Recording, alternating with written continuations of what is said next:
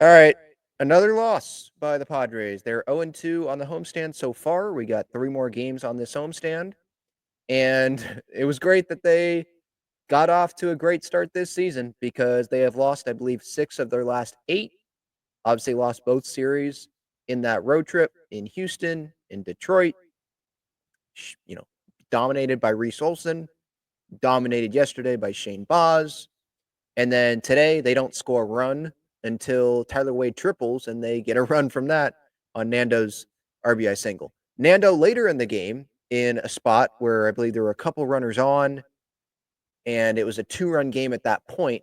To me, it felt like he was, I don't know if pressing is the right word, but he was trying to make something happen instead of having it come to him.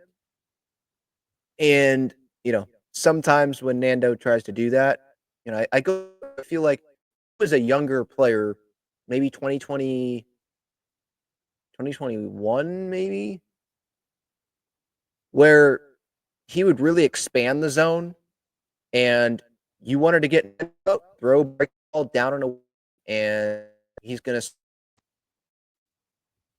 swing and a miss. That's how you could get him out. And we saw that there tonight, late in that at bat. Late in the game in that at bat, the whole at bat. No patience. Um, and with the way that Nando has played so far this year, this is the first time that I'm going to get on him really because he's been playing so good. But yeah, I was not happy with that at bat. First pitch, I mean, again, no patience, just breaking ball down and away, never was a strike, swing. Next pitch, same thing, swing and a miss. And then pitch nowhere near the zone, so of course he's not going to swing at that. And then gets out on that next pitch. So that was not like the whole game, obviously, but that's something that just sticks out right off the top of my head because it happened pretty recently here. Dylan Cease was not his best. Shocker that the inning where he walked a couple guys, that first walk ended up coming around to score. And another shocker, Padres should have been out of the inning. Pop up on the infield. It's clearly on the second base side of the bag. Jose Iglesias is camped under it. And Xander Bogaerts goes drifting over and he goes to try to catch it. And the ball drops. And that runner obviously ends up scoring. And it made it 2-0 there on the Morel double. Now, Cease could have made a better pitch on, that Morel double there, but holy cow. Just Xander is in hell right now. This guy, I don't want to just keep piling on because everyone knows what's going on. Big contract, not performing up to the level. He's not the 300 average 30 homer guy or even 300 average 20, 25 homer guy. Friday, the throwing error, and that was the one run that ends up scoring. On that error, that runner ends up scoring eventually in that inning is what I meant to say there. And then the 2 strikeouts in big spots yesterday. And then today, dropping that pop-up. And then one of his at-bats, a pretty weak ground ball. And then his last at-bat, I believe, was the pop-up to the first baseman. And, yeah, he's going through it right now. Now, I don't need to, I don't feel the need again to pile on. He knows, not that he's watching or anything, but he knows that he is not performing right now. And it's got to be tough for him. But what I will say is I do respect that it seems like he's always showed up at his locker to talk to the media. Is he going to say a whole lot? Like if you go yesterday after the game and listen to him, he'll probably put you asleep because he kind of has a loss for words, and you could just tell he's just not in a good spot probably mentally right now. And that's got to be tough, obviously, because Major League Baseball, it's already hard enough. And then when you're in your head, which obviously I'm not in his head, so I don't know if he is in his head, but it seems like he is. Yeah, that's got to be a really terrible spot to be in driving to the ballpark every day. So I don't know if it's gonna be give him 2 days off, give him the day off tomorrow, and then there's the day off Monday, and then, hopefully he can come back and, refreshed and, can get back after it on Tuesday for that Giant series. But if you do that, then you're putting Iglesias at shortstop.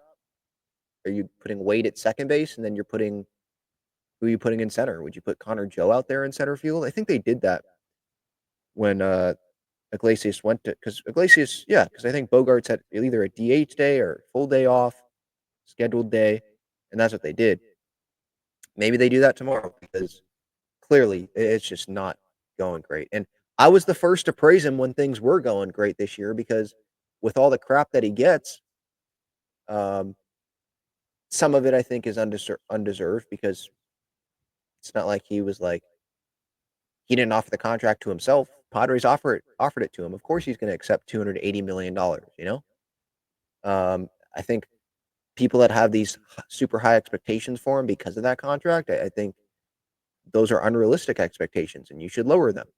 Not trying to excuse him, like he needs to be better, but yeah, I was the first to defend him when he got off to that good start, and I was like, yeah, okay, that road trip, Chicago and Sacramento, there, like he was impacted positively, and looking at his game logs right now, I don't know if it was pretty much since then, but yeah, I mean, yeah, that Chicago Sacramento, 3 hits in the Chicago series. He had 6 hits in the A series, 1 for 3 against Colorado that first game back at home. And then since then, there's been a good amount of offers. Obviously, he doesn't have a home run yet. That's going to stand out, which it should. I mean, I wasn't expecting, and I never will expect Xander to be hitting 30 home runs like he did that one year with the Red Sox. It's unrealistic. But yeah, I am a little surprised that he doesn't have at least 1 home run. Manny doesn't have a ton. Got robbed tonight, by the way. But at least Manny, has a couple. I believe he has a couple. I know he has at least 1. He had 1 in Sacramento. But yeah, because he hit 1 at Petco. So yeah, he has a couple. We obviously know, what Nando's done. But yeah, Xander obviously, and with no Merrill, no Arise. Arise hopefully will be back. That Giant series coming up starting on Tuesday, Wednesday, and then they go on the road to Pittsburgh, New York, and Colorado, I think. Yeah. With no Merrill, no Arise, no Cronenworth. Sure, there's Tatis and Manny. Like, those are the 2 bigger stars than Xander on this team. But, like, with the contract, Tatis' start, Padres fans aren't going to get on him that much. Manny, playing better than Xander, would have hit a home run tonight if it weren't for the center fielder. So, and by the way, it helps that Manny, the defense that he has at third base. Xander is not Manny at shortstop, So more attention is put on Xander.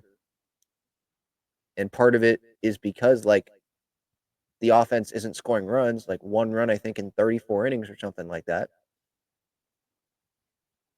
And there aren't the Merrills to come up in the clutch situations or an Arise to start a rally, and then it's, someone else coming up after him. And instead, it's sometimes Xander hitting second in the order. He wasn't tonight. I mean, him hitting fourth, should he be hitting fourth the way that he is performing right now? But, like, you look at the lineup, and it was Tatis, Sheets, Manny, and then who are you going to go after that? You're going to put Tirso fourth? Yuli Gurriel was in the lineup. You're not putting him fourth. And then the other guys, Iglesias, Wade, Maldonado, none of those guys are options to be hitting fourth in this lineup. So I can kind of understand why Xander's hitting fourth.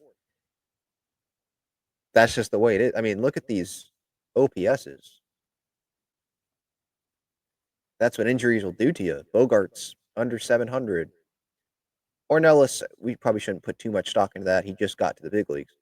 But Gurriel under 400, under 350 actually. Iglesias under 700. Wade is up there with limited playing time, but yeah, I'm not going to be crapping on Tyler Wade. Like I don't have these great expectations for him offensively, and he's doing a solid job out there in center field. So you know, typical big league vet. I'm good with Tyler Wade. Maldonado, Diaz with the catching combo, both guys. OPS is under 550. I'm not going to sit here and be surprised about that. But yeah, just another bummer of a loss. Jason Adam, not that I'm worried about him, but not his night. Couple of walks, including I think one with the bases loaded. There was definitely one to load the bases. Yeah, with the bases loaded. Yep. Walk Taylor Walls.